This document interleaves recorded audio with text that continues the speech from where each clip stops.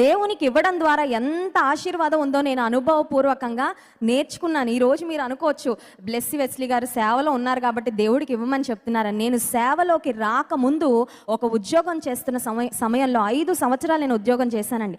5 years I worked as a software engineer. Software ఇంజనీర్గా 5 సంవత్సరాలు, ఇండియాలో 2 సంవత్సరాలు, అమెరికాలో 3 సంవత్సరాలు ఉద్యోగం చేస్తే నమ్మకంగా దేవునికి నా దశమ భాగమును నేను ఇచ్చాను.